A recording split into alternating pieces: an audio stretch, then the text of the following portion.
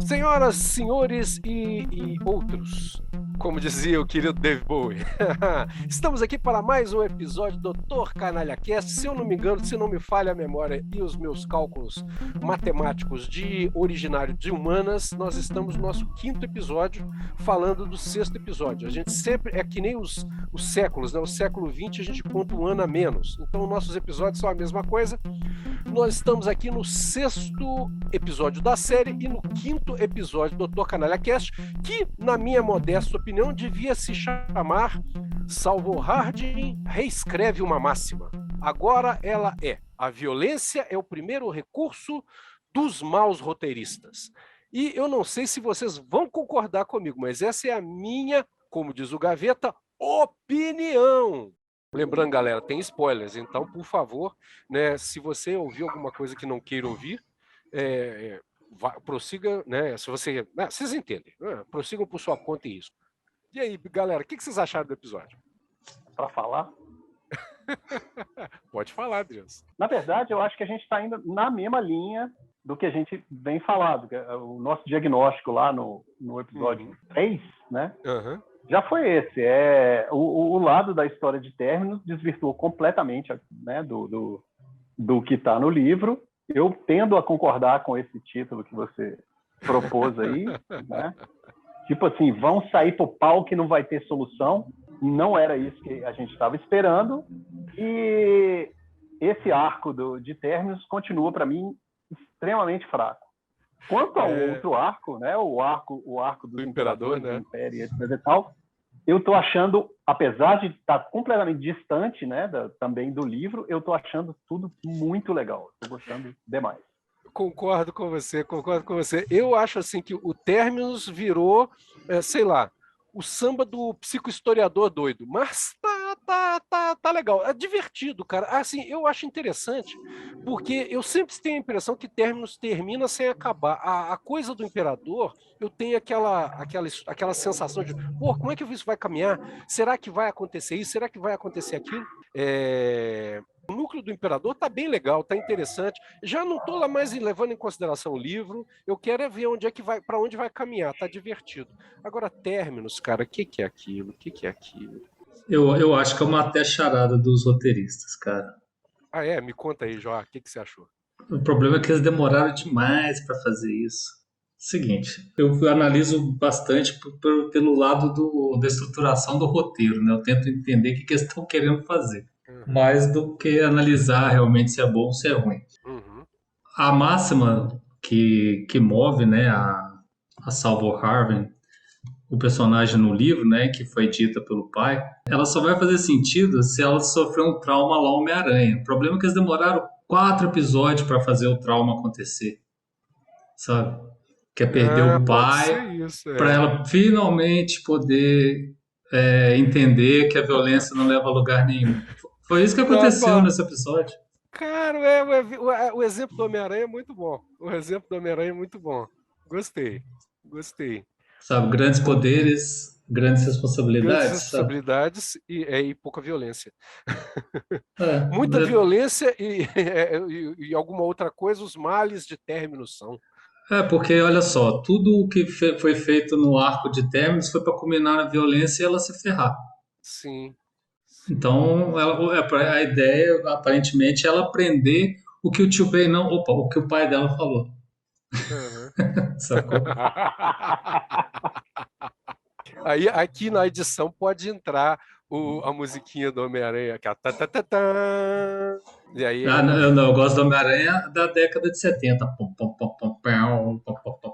Lembra disso? Pode ser também, pode ser. Mas... Deixa eu comentar o meu Homem-Aranha aqui. Na escola, eu era, né, fãzaço de Homem-Aranha, né, bicho? Assim que eu aprendi a ler, as primeiras coisas que eu li era a revistinha do Homem-Aranha e tal. E o bullying comigo na escola era a molecada cantando Homem-Aranha, Homem-Aranha, nunca bate só apanha. E eu ficava revoltado. Você sabe que eu fui pro Cefete?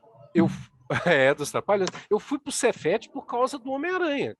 Porque eu entrei pro Cefete querendo fazer química. porque o Homem-Aranha, nas revistas, os primeiros quadrinhos originais, quando ele usava óculos e era o rato de biblioteca Peter Parker, né, ele fazia teia num laboratório de química, né? Ele foi picado por uma aranha radioativa, mas ele trabalhava com química. E aí eu cheguei lá no Cefet, aí me deram uma brochura assim, sobre os cursos, uma apostila, né, mimeografada e grampeada, e a hora que eu li lá, falava que química tinha que ter um tal de raciocínio espacial. Eu pensei, cara, eu falei assim, cara, eu não tenho essa merda não, não sei o que é isso não, mas se eu tivesse eu ia saber. Aí eu olhei lá, o único que não falava desse negócio era eletrônica.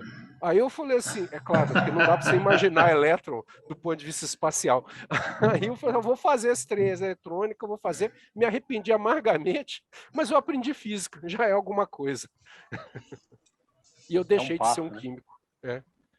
Foi o começo da minha carreira como psicólogo, começou com o fim do Homem-Aranha. Voltando ao episódio. Sobre essa questão da construção de personagem, né?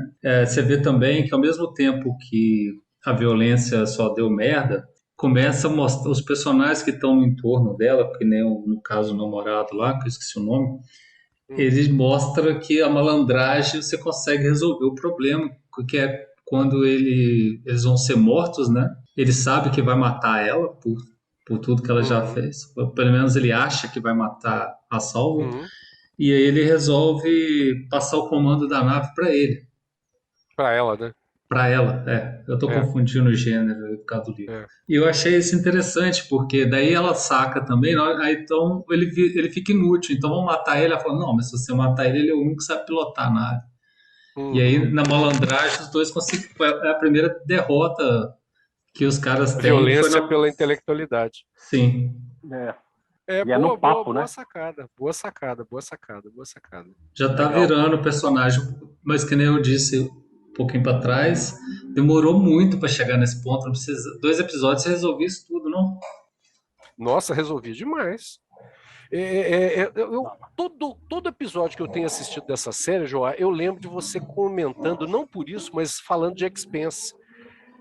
E o The Expanse, cara, é um exemplo de como você pode ter um episódio com muita informação e o episódio desenvolver personagens e ser coerente. Né? O The Expanse ele consegue colocar 1000 assuntos num episódio de 40 minutos e com um roteiro, e ter violência, que agrada o público. Ele consegue ter violência. Às vezes, violência gráfica. Eu não sei se a partir desse episódio hoje, do episódio passado e desse, do quinto e do sexto, ficou para mim assim uma sensação que eles estão tentando emular Game of Thrones, sabe? Aquela coisa de mostrar um núcleo hoje, outro amanhã, no próximo capítulo vai mostrar um núcleo que desaparece, só vai voltar na terceira temporada, são umas coisas assim. E eu acho que isso a série tá pecando um pouco, porque acaba que você ficando só em 2 núcleos, que não é Game of Thrones, você tem 1 milhão de núcleos, né? E no caso da Fundação, você tem, no livro mesmo, você tem um núcleo para cada capítulo, né? E eles estão em tempos diferentes, você não consegue fazer com que eles interajam.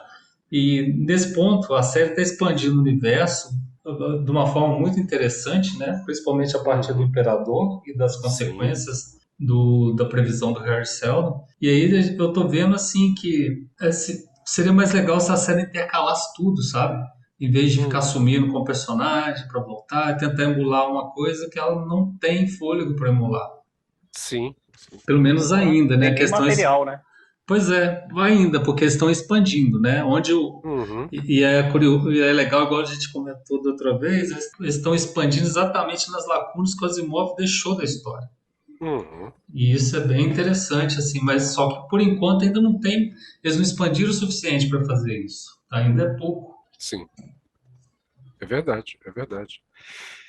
E quando você fala dessa expansão, né, essa inserção, agora ficou muito claro, né, da diferença e vamos chamar assim, da originalidade, né, de personagens e como isso impacta no plano, né, é muito legal, porque em 2 momentos esse episódio faz referência a isso, que quando você foge do comum, né, os indivíduos têm um papel uma importância, digamos assim, na história, claro, mas ao mesmo tempo quando eles vão contra o movimento coletivo, isso cria,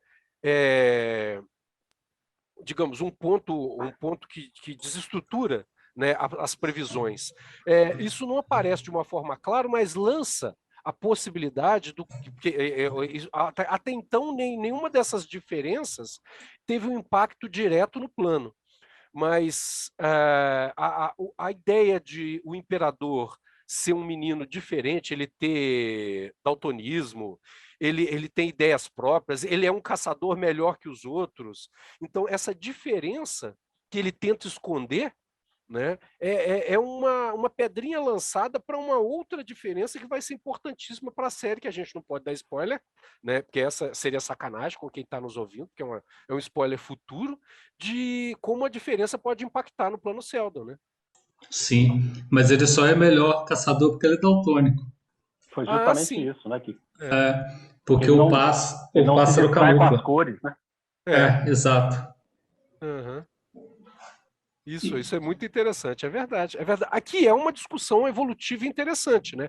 Num mundo onde você precisasse caçar um passarinho que camufla pela cor, é muito mais fácil, né, você sobreviver se você é daltônico. Então, pensando naquela discussão toda nossa sobre evolução, sobre transformação, né, como que as espécies evoluem, às vezes, por uma variante que é defeito numa condição, num outro contexto, se torna evolutivamente competitiva, né? A gente discutiu muito isso.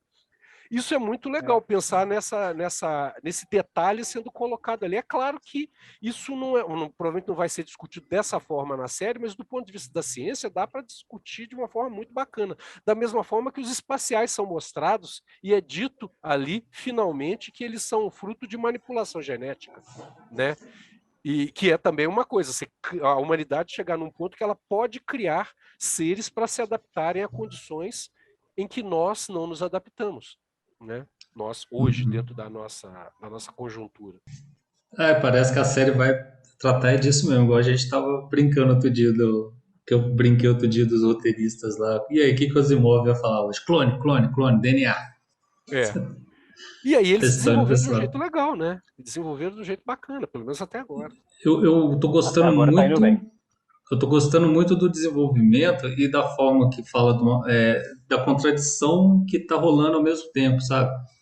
Que o imperador vai lá naquele planeta lá, que agora eu esqueci o nome, o planeta de Duna, né? Sim. Só faltou o olho azul ali daquele planeta. Sim. Mas foi divertido. Então, mas aí o imperador ele é confrontado exatamente por essa questão, né, da falta de evolução e ao mesmo tempo por conta da clonagem, né, do imperador. E ao mesmo tempo você está vendo que os imperadores são diferentes. E o imperador que vai para Arax o imperador que vai para aquele planeta deserto lá, ele é o cara que ele tá vendo na cara dele, esfregar na cara dele tudo que o Harry Seldon falou, né? Isso foi muito interessante. Fala, Deus. Não, o que eu reparei, né, quando eles estão discutindo lá a filosofia, a religião do pessoal lá naquele planeta, tem uma identidade com o esquema dos clones, né? Porque eles têm uma trindade de deusas, né? E exatamente. A Virgem, a Mãe e a Velha. E a Velha. São 3 momentos na vida da mulher. E os clones são 3. A manhã, o dia e o crepúsculo. O crepúsculo. Então, eu fiquei pensando que tipo de conexão que pode ter dessa filosofia desse planeta lá com o esquema que eles bolaram para o clone. Pode ser desde uma intervenção ideológica direta em cima do primeiro Cleo, né? Ele sofreu alguma influência, como pode ser alguma coisa mesmo etérea, sobrenatural, que reflete a ordem natural das coisas que vai acontecer ali na frente. Sim. Mas eu achei isso interessante, cara, porque são três momentos de uma vida, são 3 momentos do dia. Eu achei que pode ter uma conexão aí.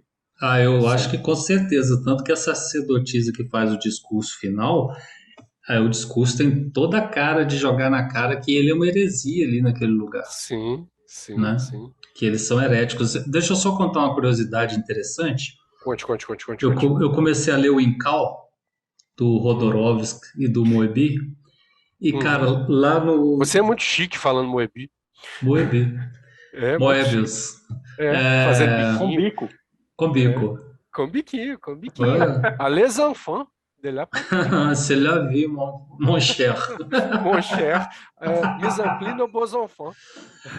C'est la vie, mon ami. Então, e aí, cara, tem uma cena lá que tem um programa de televisão, né? Eu acho que eles chamam de televiciados, uma coisa assim. Eles falam, em vez de ser telespectadores, é televiciados.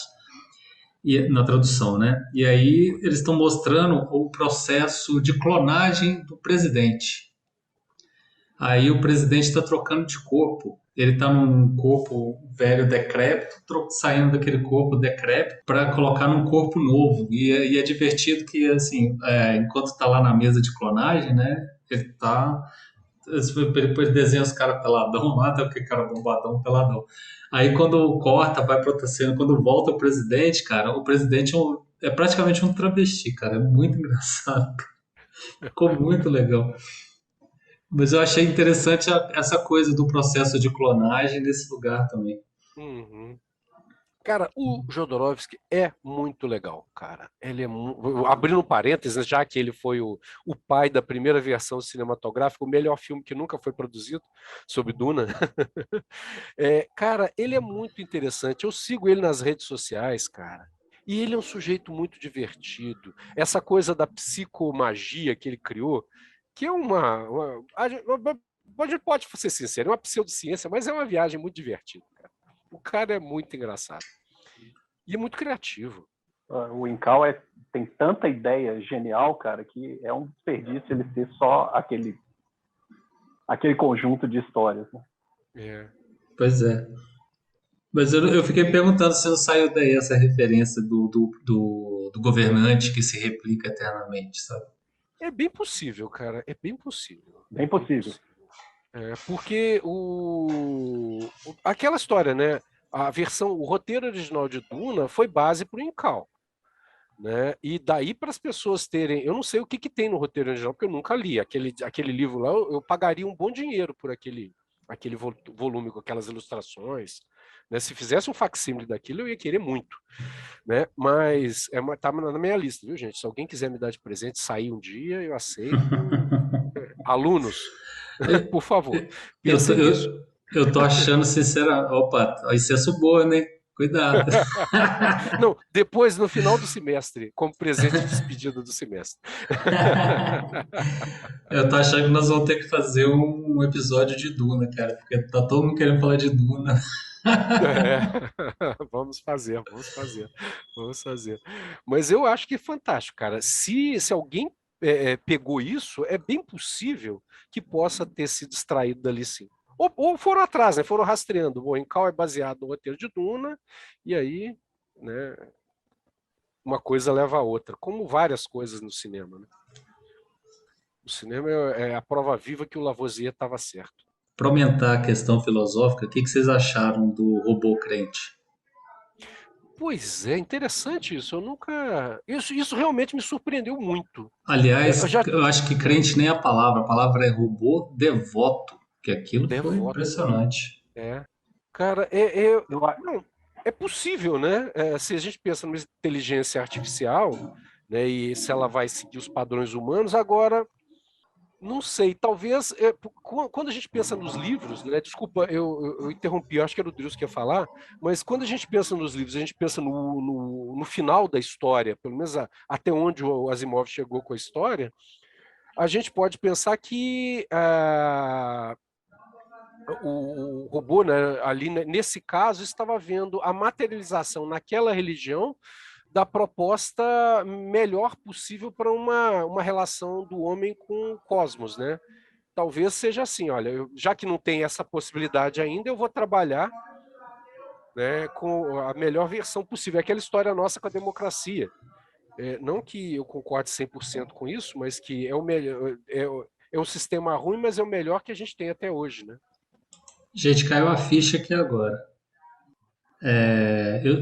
Eu acho que quem sugeriu de ser Dawn, Day, Dusk, Darkness é ela. Ela Porque e ela tá ela é desde o mulher. começo. Inclusive. Oi? Boa. Pode ser, inclusive. Boa, menino. E aí, naquelas duas hipóteses que eu levantei ali, de ter uma influência ideológica direta, a responsável pode ser a Demésia. Não tem dúvida. Legal mesmo. Sim, pode ser. Muito bom. Olha só. Agora, fechou. Deixa eu comentar uma parada aqui. Quando eu estava vendo o discurso dela, né, explicando por que ela se ligou à religião, o que me bateu foi muito o Homem Bicentenário. Até mais o filme do que a história mesmo. Que é o robô, no decorrer do tempo, né? Ele vai procurando se humanizar, né? Ficar cada vez mais próximo do ser humano. E aí a Demésia, ela viveu uma quantidade de tempo ali que descambou nisso, né? Ela tem aparência humana não diferenciável, ela desenvolveu afeição, né? Qual que era o próximo passo para se tornar mais humano? E é uma coisa, não tem nada mais humano, exclusivamente humano, do que religião, né? Você não É verdade. É o que nos define enquanto espécie. É verdade. A religiosidade é uma coisa inerente à raça humana. Então, a partir, de certa forma, eu interpretei assim, que é o degrau que ela precisou subir para se aproximar mais de uma humanização, né? Humanização no sentido não de justiça ou de caridade ou qualquer coisa, humanização de ser humano, né? Ser semelhante aos humanos. Lieutenant Data. Comandante Data. Ele fica... mas o Data é muito asimoviano, né? É verdade. Com certeza. Então, é isso. Muito Pinóquio. I am a real boy! Ele fica... Mas eu penso que o Data é muito na tentativa de... Não exatamente de se tornar humano, mas de entender os humanos, né? Sim. E a Demésia ali, eu pensei numa coisa mais radical, como o Homem Bicentenário, né? Ela evoluir em direção a se tornar humana. Isso me bateu na hora que ela estava falando ali. Eu falei, caramba, bicho, essa ideia é muito Asimov. Sim. Cara. Né? Apesar do Asimov ser ateu declarado, humanista e tal. Né? Mas é um cara também que estudou a religião a fundo. Caramba, né? Sabe isso, mas... Né? Então, eu achei... Cara, uma das tristezas que eu tenho é minha ex-esposa ter ficado com o guia de Asimov para a Bíblia. Ô, livro bacana. Desde que eu vi você falando desse livro, ele está na minha lista aqui. Eu tenho que arrumar ele. Cara, alunos, presente do final de ano. Pro Trios. Ainda nessa discussão, né, da... Salvo... Não, ai, esqueci o nome. Como é que é o nome da robô mesmo? Deu branco. Demerzel. Ito Demerzel. Da Ito, eu confesso que, por um lado, me surpreendeu e eu achei interessante, por outro lado, me gerou tanto desconforto, cara, porque eu não consigo pensar que alguém que tenha vivido durante tanto tempo, né, e visto o cosmo na extensão que ele tem, fosse parar, né, sabe, numa relação tão, como é que eu posso dizer? Eu considero, quem é religioso, por favor, não me entenda mal, mas tão pobre, né, com o transcendente. Cara, o ser humano, no século, sei lá, Spinoza é 19 ou 18, eu acho que é 19 já, né? Baruch de Spinoza. Cara, produziu um filósofo que consegue pensar o cosmos como Spinoza, e aí um robô do futuro com toda aquela experiência e todo conhecimento que ele acumulou, conseguir chegar só naquele nível de relação com o cosmos e com o absoluto, sabe? Assim, se a gente vai pensar o absoluto, puxa, podia ser melhor, sabe? Me parecia um rascunho dessa relação, um rascunho do que poderia ser. Mas será que aí não entra o desejo? O robô, qual que é o grande desejo do robô? Né? Ser um menino de verdade. O grande desejo do Pinóquio é ser um menino de verdade. Eu não sei, acho que eu tenho uma relação tão bacana com o Demerzel real, né? O real, vamos dizer assim, o Demerzel do livro. E aí eu não estou falando do apego bobo do fã, eu estou falando da construção de uma personalidade.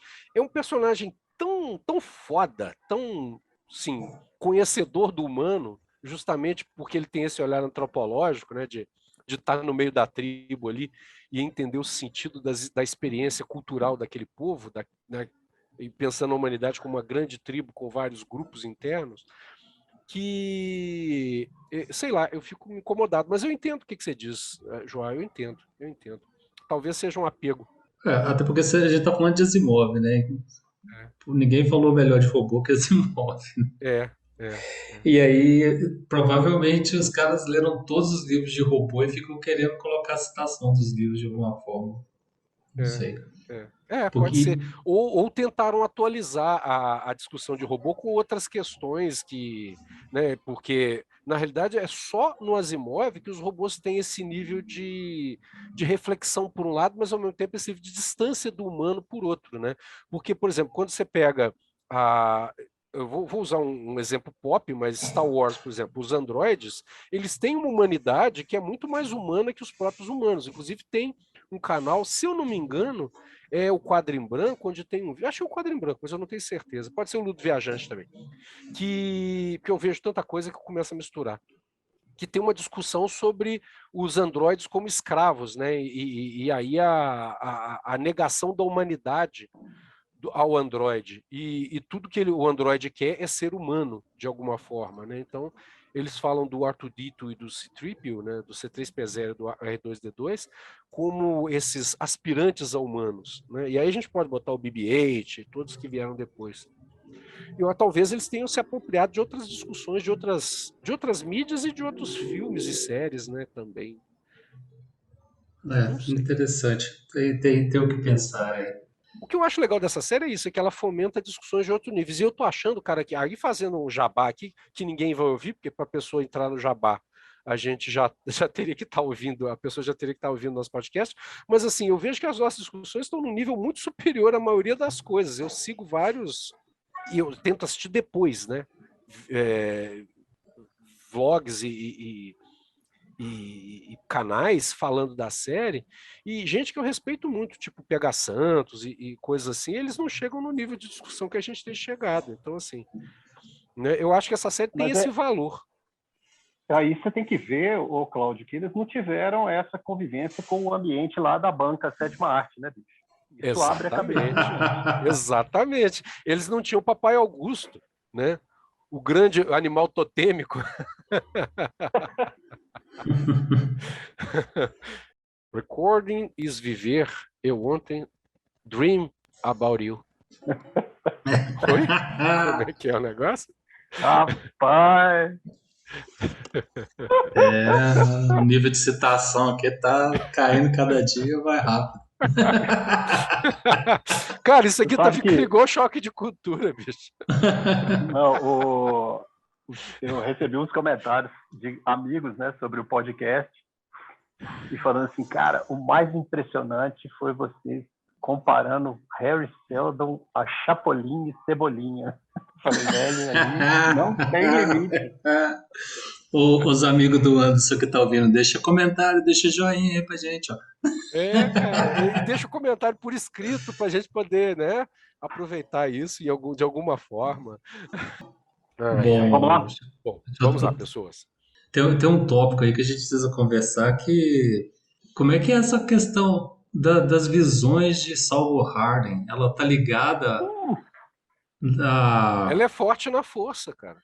Ela tá ligada a Gaal agora? Mentalmente a Gaal? Joá, era meu próximo tópico que estava anotado aqui, era exatamente isso. Caramba, nós estamos muito sintonizados.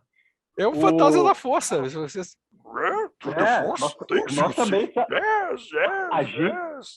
A gente também chama Jedi, meu amigo. Não. O lance o lance é Seldon Safadão enganou todo mundo com caixão. Aquela menina, a Salva Harding, quando ela sai com os dois meninos, né? Encontra o companheiro dela e o pai, e ela começa a falar sobre o que está acontecendo e o que eles têm que fazer e aquela coisa toda. Ela já matou que o cofre está ligado ao Harry Seldon. E quando o pessoal fica olhando para ela meio estranho, fala assim, é um instinto, é uma intuição que eu estou seguindo.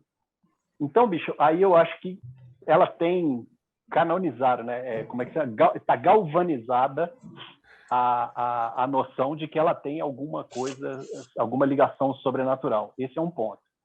O segundo ponto que eu vi, que aí ela começa a ver pelos olhos da Gal Dornick, é que tem um momento, eu acho que é no primeiro episódio, ou no segundo episódio, que eles levam a Gal Dornick e falam que vão armazenar o zigoto dela. Veja bem, não é armazenar o óvulo, vão armazenar o zigoto, que é o óvulo fecundado já. Sim. E eu tenho o meu instinto Jedi aqui está me dizendo que Salvo Harding é filha da Gal Dornick e do Rash. Ela é o zigoto que desenvolveu, e o casal ali, o pai e a mãe dela, adotaram né? Porque tem um negócio que, quando eu falei isso com a Alessandra falou, olha, tem um negócio interessante, que é a mãe dela coloca ela para abrir o cubo lá do Harry Seldon. E que ela fala, pô, não vi nada, não entendi nada. Por que ela faria isso? Porque quem tinha capacidade de entender aquele cubo, aqueles dados que estão ali dentro, era Gal Dornick. Então, tudo indica que sim, ela é filha de Gal Dornick, e por algum motivo, aí que espero que seja explicado, ela está com uma conexão psíquica com a mãe. Olha, tem uma pista imagética que revela que você pode estar certo. Se você olha a etnia do pai e da mãe dela, praticamente bate com as etnias do Rash e da Gal. Do Rash, exatamente. Sim, é verdade. Isso aí me pegou também. Mas agora, aí tem os poderes Jedi dela, que ela sacou que... Porque, veja bem, em nenhum momento o pessoal estava dizendo que o cofre ia abrir quando acontecesse a crise. E ela sacou isso. E isso está no livro. Né? E, inclusive, eles nem sabiam que aquilo foi posto pelo Seldon. Eles não sabiam, né? Aquele troço estava lá. Era tipo o monolito 2000. Exatamente. Antes. É o que eu ia emendar aqui. Desculpa aí, foi mal. Não, mas ótimo que você também viu isso. Da onde ela tirou a ideia que o cofre tem conexão com o Harry Seldon? Então, tem uma conexão psíquica sobrenatural rolando aí. E, né, ela realmente, nós vamos poder dizer que ela é o Jedi dos pobres. Eu concordo com a ideia toda, menos com o sobrenatural, que eu acho que é premeditado. Tá dentro da questão de alteração genética mesmo, que a série toda... Quando eu digo sobrenatural, é no sentido de uma conexão telepática, alguma coisa assim. É nesse sentido. Tá. Não, beleza. Dela ter uma conexão de telepatia. Eu considero telepatia um treco bem sobrenatural. Assim. Mas é nesse sentido. Sim. Tem até outra dica dentro de tecnologia dentro da série que mostra isso, que pode ser uma questão de DNA, que é a faca lá suja de sangue, que nesse episódio fala, a nave está programada para o seu DNA, Raj, né? Então, essa tecnologia de máquinas que leem a presença de um ser e identificam ela dessa forma, para o DNA, né? O que justifica ela ser a única que consegue passar a tecnologia da barreira do cofre, né? Sim. Também, boa. Interessante. Agora, é isso, né? A nave, aquela faca estava suja com o sangue do Seldon. E a nave estava programada para obedecer ao Rash. Também tem isso aí. O Rash não era filho do Seldon. Não, sim, mas aí, né? Porque eu acho interessante. Talvez a nave esteja programada para os dois, né? Assim, foi o Seldon que programou, então é aquela história. E a gente vê isso acontecendo, né? É transmitido um para o outro. A nave lá do marido da Gal, né? É do Salvo Hard. Da Salvo, desculpa. Marido. Cara, a gente começa. Esse negócio de mudança de gênero é fogo. Que aí a gente começa a pensar quem que mudou de gênero. Todo mundo mudou de gênero. Aí você começa a misturar as pessoas, cara. É fogo. Eu vou começar a chamar as pessoas de Illy. Agora todo mundo é Illy nessa série. Para não me confundir mais, porque eu começo a misturar os personagens, eu misturo o gênero. Mas, só rapidinho, pelo holograma do fim do episódio passado, a nave estava programada para resgatar o Ashen e o caixão do safado do Seldon. Do Seldon, pode ser. Porque tudo estava dentro do plano dele, né? Agora, dentro daquela conversa, o que me deixou intrigado, e aí sim abriu uma dúvida interessante para a série, é por que eles estão colocando aquele Romeu e Julieta, né? Que, tipo, você não pode ficar com ela, vai destruir o plano todo, né? Você namorar com a Gal Dorn, que vai destruir o plano todo, vocês não podem fazer isso, tá? Interessante, isso me deixou com a pulga atrás da orelha. Foi bem lembrado, viu, João? Eu não tinha. Eu vi isso no episódio e não tinha lembrado de comentar agora, realmente. Mas eu entendi o que era o problema. E efetivamente foi o problema que aconteceu, né? Ele se ligar emocionalmente a Gal Dornick, só um deles ia poder sair da nave, corria o risco de acontecer exatamente isso, né? Exatamente o que aconteceu, que foi o Reich não ir, né? E o Seldon, como estava tudo programado para funcionar só com a presença do Reich, ia complicar o que quer que tivesse acontecendo. Porém, né, a Gal Dornick conseguiu, até onde a gente viu, né, ela conseguiu vencer os obstáculos fazendo as contas todas de cabeça, né? Então, assim, é uma coisa que foi como é que eu vou dizer? Um evento não previsto, né? Porque é um evento individual, né? E a psicohistória não permite esse tipo de previsão. Mas um evento não previsto que na cabeça do Harry Seldon ia complicar tudo para frente, porque o plano dele era exatamente colocar o Reich lá para executar o que quer que seja que ele ia fazer. Certo? De novo um aprendizado que pode ser útil no futuro, naquele problema futuro que vai acontecer. Exatamente.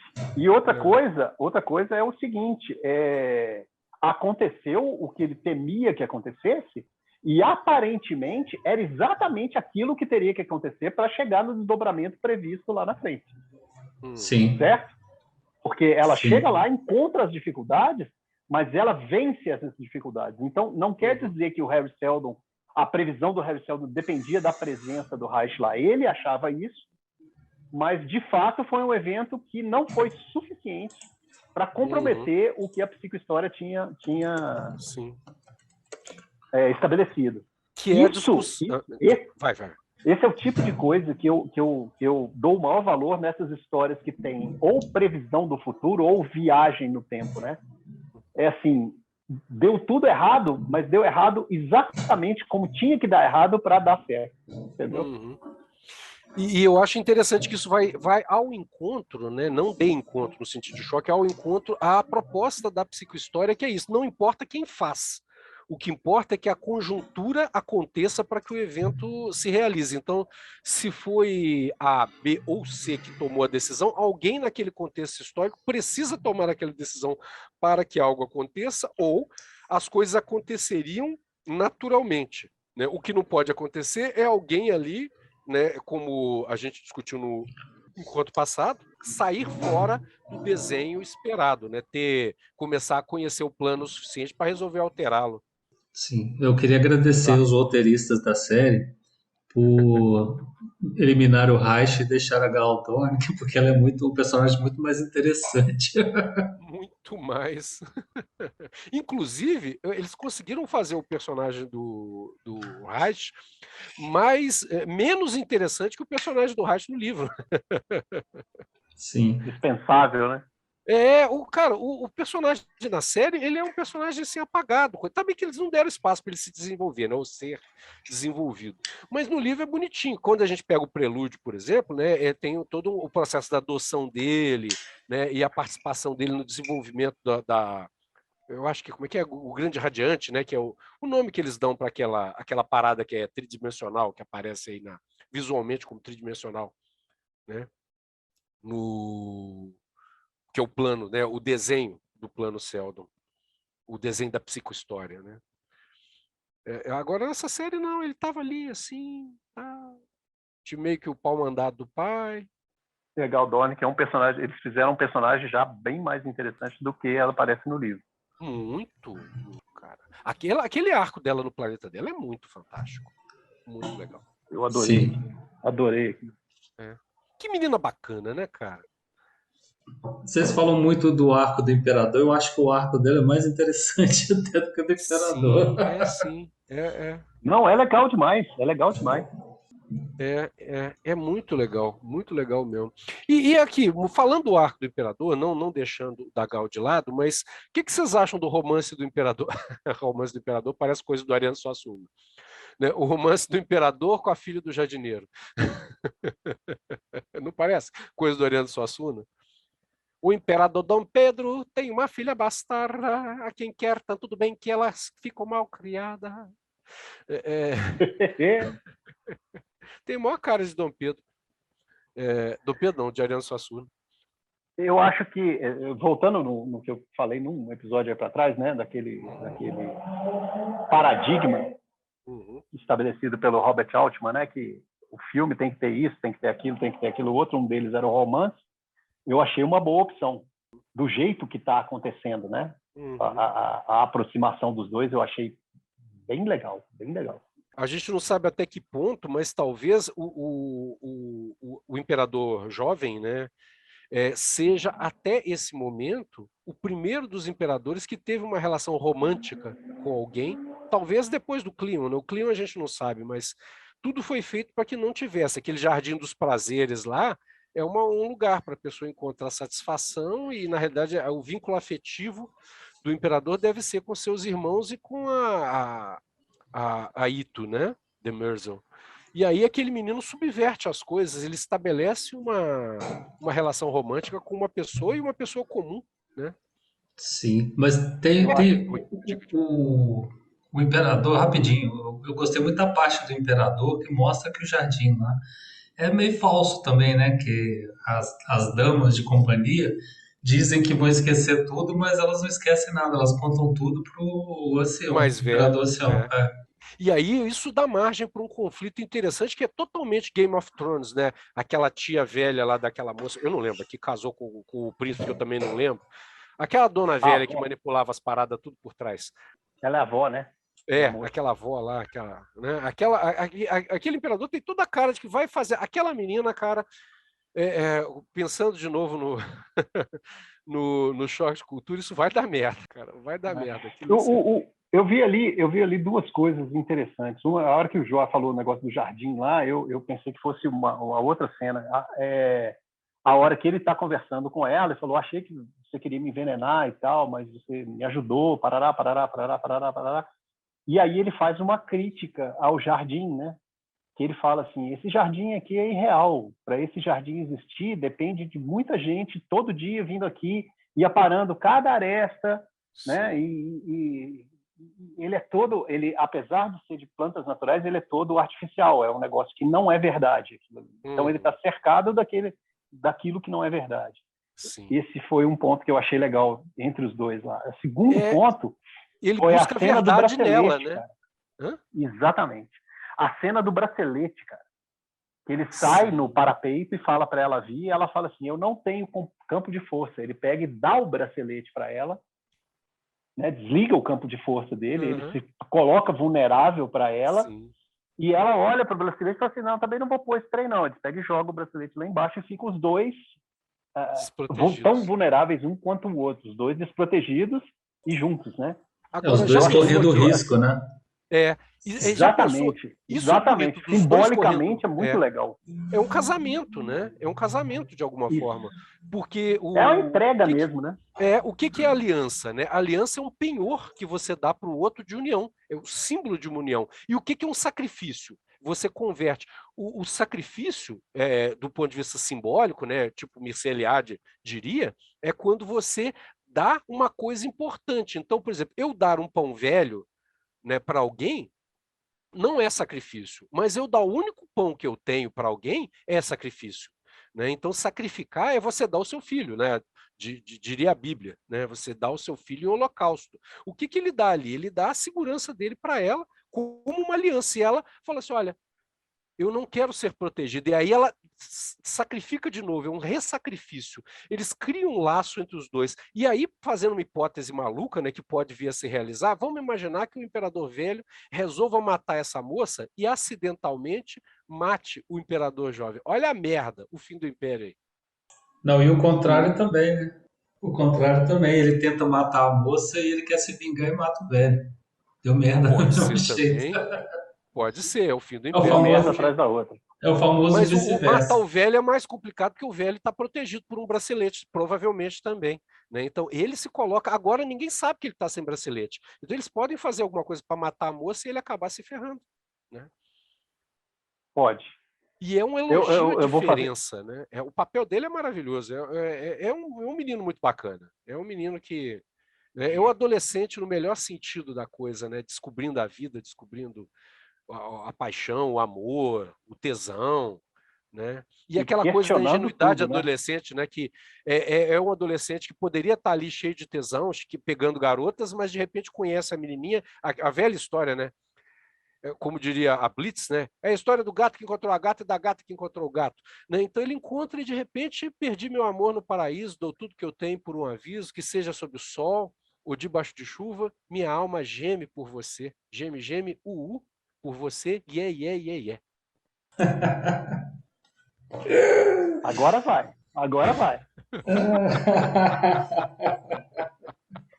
É a radioatividade. Para você que vai viajar, o tempo é bom. Sujeita a amores impossíveis no final do período. Gente, vamos parar aqui antes que a gente comece a citar Arlindo Orlando e tal, aí complica. O que eu ia falar, cara? Agora eu me perdi. Você falou um negócio, Cláudio? Eu vou voltar aqui. Xuxa demônio.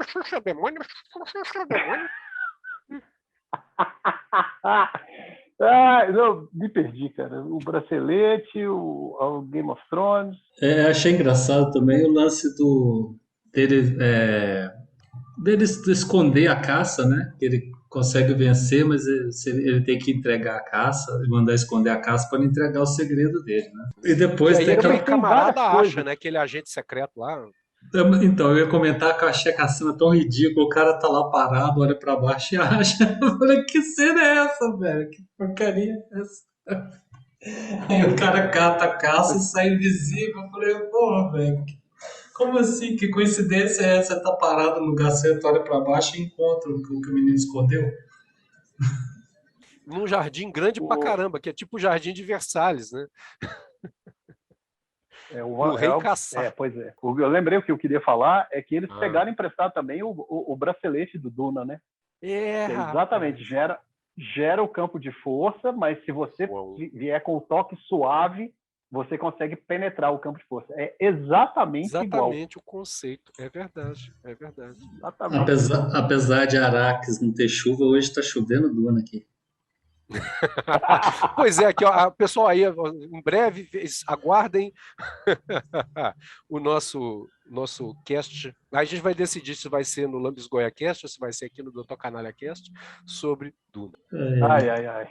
Na próxima estiada, quando parar de chover, a gente faz. Parar de chover. Tem mais alguma pauta, gente? Eu acho que era isso, cara. Eu não sei se eu queria ter falado mais do planeta deserto lá, com aquelas religiosas malucas, mas eu acho que nós falamos tudo, cara. Eu acho que aquele desenho é um desenho inspirado na mitologia total, né? Porque todas as grandes mitologias têm esse personagem, né? Das fiandeiras, né? Aqui tece o fio, né? aqui prepara o fio, aqui tece o fio, aqui corta o fio. Ou do amanhecer, do meio-dia, da noite, né? Ou mesmo quando você pega as parcas, você pega, por exemplo, a história do pomo da discórdia, né? A discussão é entre Palas Atena, que é a virgem, a Afrodite, que é a mulher no auge da sexualidade dela, e Hera, né? Que é a mulher madura, mãe, né? A mulher que já é uma senhora, vamos dizer assim, né? Então, a escolha de pares é uma escolha entre a adolescente, a mulher madura, a MILF, né, a mulher na meia-idade, e a mulher no auge do vigor erótico dela. Né? Então, isso é interessante ver essa transposição para, sei lá, uma coisa que é 15 mil anos no passado deles e sei lá quantos mil anos no nosso futuro. Como é que essa ideia é forte, né, das 3 idades. Sim. Verdade. Eu queria fazer uma correção aqui, que eu falei que o cenário é muito Arax, né, que é muito Duna, mas eu acho que, na verdade, aquele cenário é muito do Moebius, né, cara? E é muito Game of Thrones também. Nossa, muito. Me bateu agora, assim. Eu vi até a coisa em forma de desenho agora. É muito Moebius, é verdade. Eu queria ali, cara... o seriado bebeu... O seriado bebeu em muitas fontes, cara, sabe? A gente pega aqui, eles beberam na Fundação, óbvio, beberam no Robô das Imóveis, a gente vê elementos aí, o Joá colocou, tem uns elementos que parecem, que lembram o Incal, o Jodorowsky, né, o Frank Herbert na Duna, essas coisas, eles beberam em muitas fontes. Apesar do resultado ali, no arco da Salvor, em términos, não está me agradando, eu acho que o time que está escrevendo é bastante competente e eles têm uma gama de conhecimento bastante sólida em ficção científica. Sim, é verdade. E, como a gente diria, em ficção científica hard, porque a maioria das especulações, a não ser os fenômenos parapsicológicos, né, que até hoje, como diria o meu patrono, né, o padre Quevedo, não existe, tirando e tem muita pouca chance de existir um dia, o resto é tudo muito plausível, né? Então isso é bacana, não é simplesmente jogar uma força lá e falar assim, ok, né? É bem legal. Agora, uma coisa que eu tenho que fazer uma correção, aproveitando a correção que vocês fizeram, é que eu falei lá, e depois algum de vocês dois lembrou sobre a estátua do Harry Seldon, né? Do Harry Seldon, e que ela parecia de pedra São Tomé, uma pedra dessas que a gente usa fazer muro. Não, vocês têm razão. Aquilo é uma impressão 3D, aquilo foi feito em impressão 3D. Eu ampliei a imagem, os degrauzinhos lá são degrauzinhos de impressora 3D. É só para contextualizar, esse comentário da impressora 3D a gente foi feito depois que cortou, então não tem nos outros episódios. Então tá, senão algum maluco obsessivo igual eu vai ficar procurando, eu perdi essa parte, deixa eu voltar lá. Realmente, então foi na parte do... Como é que chama nessas séries quando tem aquela coisa que eles fazem depois com os artistas? Making off? Não, Make Off tem uns programas, tipo, encerra a série, aí tem um programa com os artistas comentando a série. É nós comentando o podcast, gente. Vocês não sabem. A gente pode criar depois o podcast do podcast, comentando os bastidores. Tudo aquilo que você não viu e não vai ver. E nem vai ver, Gente, fechamos, então? Fechamos. Bom, prazer. Falar. Gente, bom demais. Da fundação com vocês. Um beijo, um queijo, um cheiro, sabor dendê, só para vocês. Muito obrigado por... Peraí, deixa eu fazer um comentário aqui. Fala. É que a gente chega aqui e fala assim, esse episódio não foi legal, cara. E a gente acaba descobrindo tanta coisa legal que aconteceu no episódio que já tá ficando engraçado isso. Eu não vou começar mais falando que eu não achei legal. Eu também digo a mesma coisa, cara. É impressionante. É que é o efeito banca, cara. Não sei quantas vezes isso aconteceu na banca Sétima Arte. A gente chegava lá, começava a conversar, geralmente com o Augusto, né? Mas às vezes com a Nossa, esqueci o nome do moço que trabalha. Caramba! Cleuci. O Cleuci, cara. O Cleuci, ele falava, né, que o sinal da Antônio Carlos, né, era o sinal eterno, que você nunca conseguia atravessar, você acabava atravessando com ele vermelho, porque ele nunca fechava.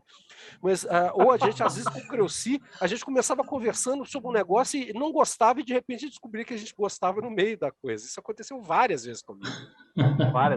Várias vezes comigo também.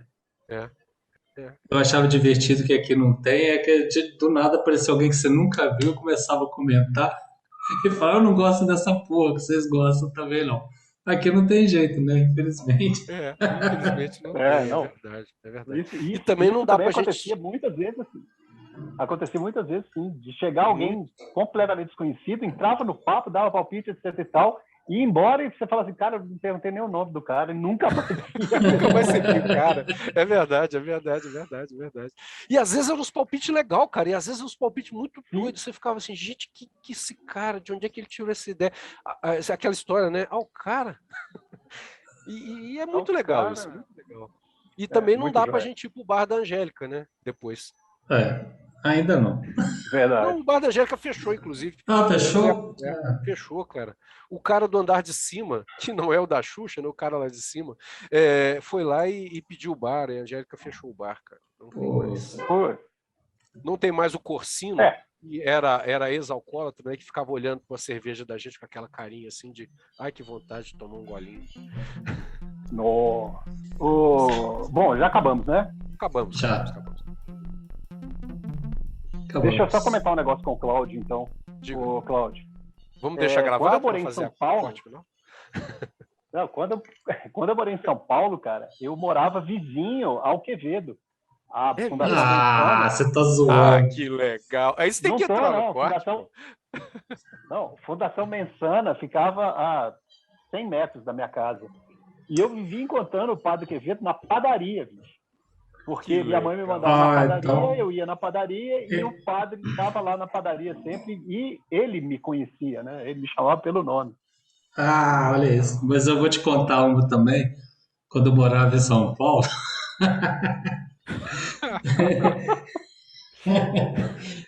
eu encontrava direto na rua com o Zé do Caixão. Ele morava no meu bairro, cara. Que legal, sério, bicho? Daí acontecia coisa do tipo, você abaixava pra amarrar o cadastro, daí você levantava a cabeça, via aquela unha, que isso, cara? Você tomava o susto, não, é o Zé. Sabe que o Zé foi na minha faculdade, né? Na época do Collor, ele fez uma campanha, Saia do Caixão, em defesa da educação, e a gente fez, a filha dele foi minha colega de psicologia, ela fez psicologia, ele tinha várias filhas, né, com vários casamentos. Sim. E aí a gente entrava nas salas de aula, interrompia as aulas, eu e mais 3 rapazes segurando um caixão, e aí ele abria o caixão e saía, fazia um discurso dentro da sala e deitava no caixão de novo, a gente ia pra sala. Que foi isso. Muito legal.